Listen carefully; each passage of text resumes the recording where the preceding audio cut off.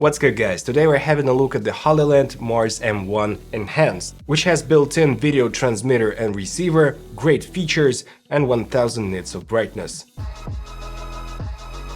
On my channel, I already had this type of monitor with built-in receiver and transmitter. It's from Shimbol company, so here it is. And this is my daily driver for the last 6 months after my Adamas Ninja 5 was stolen in Italy. So as for now, I'm really satisfied with this monitor and the receiver transmitter. I do use it on a daily basis. And as for the Hollyland Enhanced version, it is a newer version of the same monitor. And what are the differences? First of all, it does have a threaded DC in and also a DC to D-tap cable in the kit, like so. Also in the kit you get this little USB Type-C to Type-A adapter and also the screen protector as well. And that's it in terms of the kit. So as for the build quality, it's almost the same except for this locking connector. Also, the second difference is that it has an enhanced menu system, so it is better in terms of the menus, different like customization features and all that. And the third difference, and the biggest one, is that it has lower latency compared to the first generation, so right now you can use this monitor for focus pulling needs. So why would you need this type of system? So the Shimbol system, I've been using this system for more than half a year and my clients are super satisfied. So most of the time I just leave this monitor on my camera and I simply transmit the signal to a different receiver, a small box, and my clients can have a look on the director's monitor, what I'm doing on a big like 16-inch screen. So also you can use the system vice versa, so you can transmit the signal to this monitor and simply give this monitor to a client. It's bright, it's colorful, 1000 nits, contrasty, great colors. So the same works for the Hollyland as well.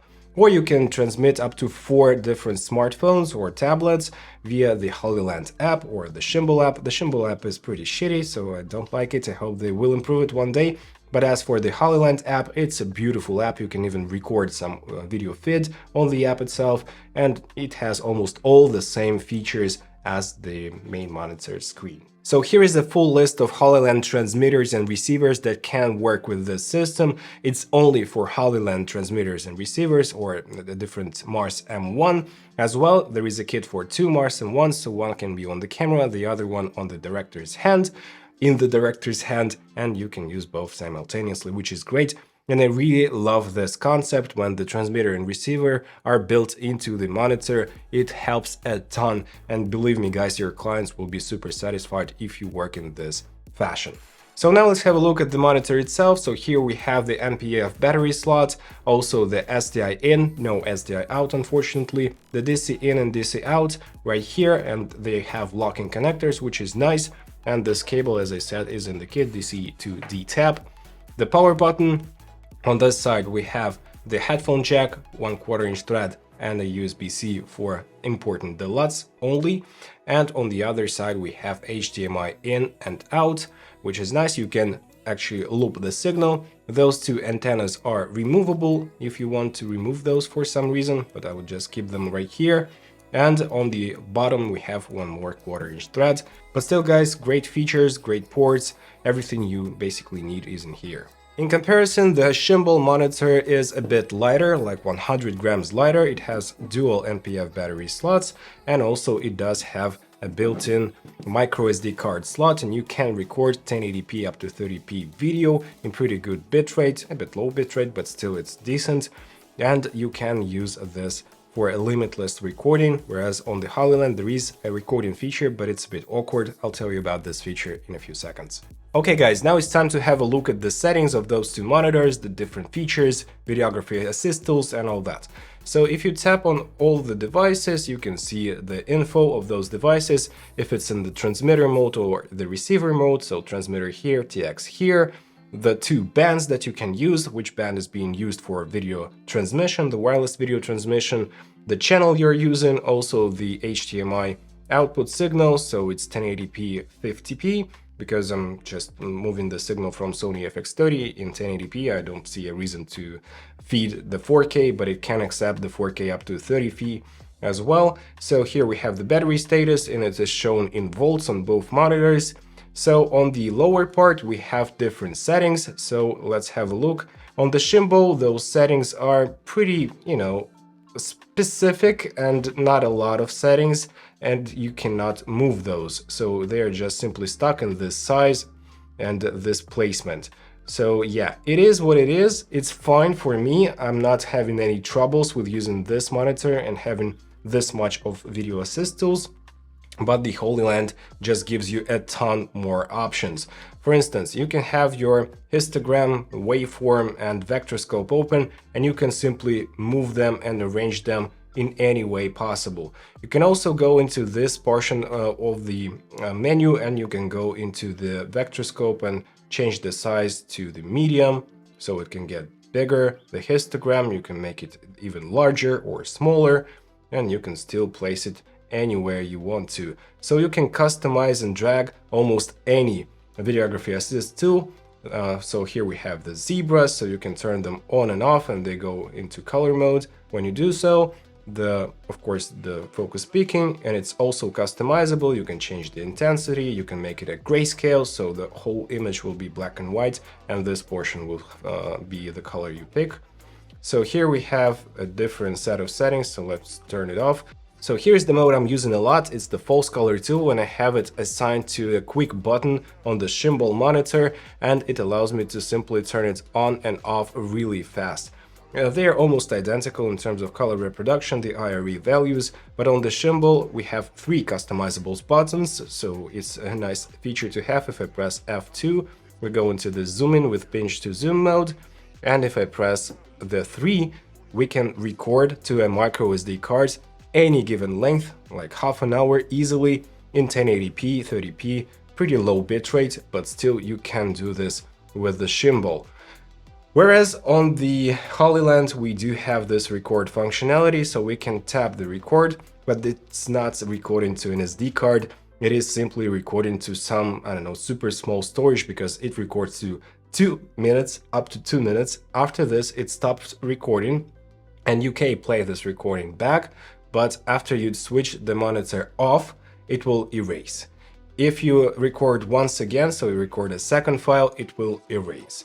And you cannot offload those files from the Hollyland. I'm not sure why they even made this feature, but it's 100% useful and you simply don't need it. You can always play back the video with your camera. On the Hollyland as well, we have different features like the special markers for your screen. They're also customizable. You can change the transparency of this area. You can make even a custom area wherever you want to.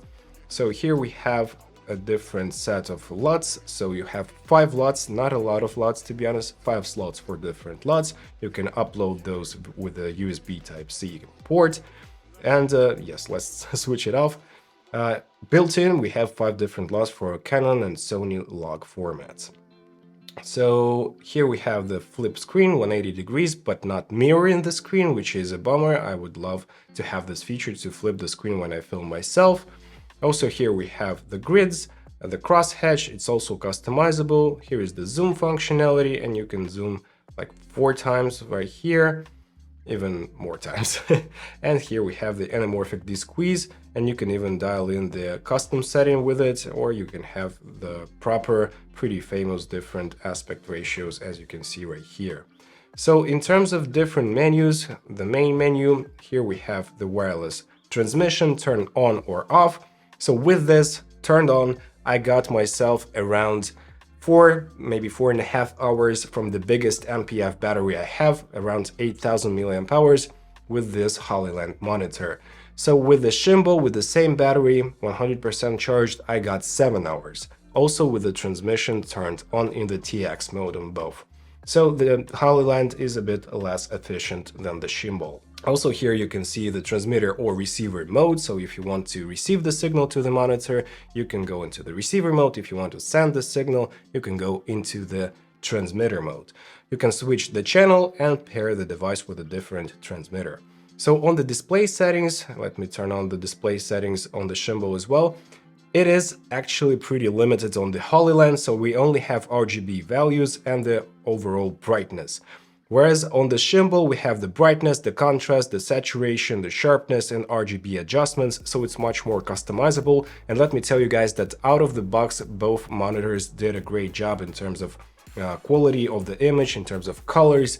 I really do enjoy both, and they are pretty accurate, and I can use those to work with my LUT through the camera for the FX30, and then import the footage into the NLE, apply a LUT, and get exactly the same image, which is nice. So in terms of brightness itself, let me switch the brightness to the maximum. So right now it was at 15% brightness on the Shimbol monitor, and now let's go to 100% brightness on the Hollyland. So yeah, here it is. I can monitor myself through the MacBook, and I can definitely tell that the Shimbol is brighter, so probably it's a bit more than 1000 nits, or maybe the Hollyland is a bit less than 1000 nits, but still something to consider as well, that the Shimbol is a bit brighter and it's easier to view during the sunny weather times, because I do use this monitor outside without any sun hood or something else.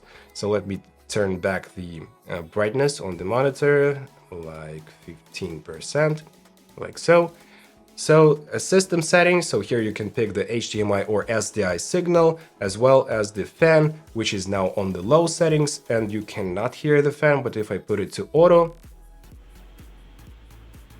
it is super loud, and any shotgun microphone, on-camera microphone, will pick the sound, and I would highly recommend you switch it to low mode if you record any audio, basically.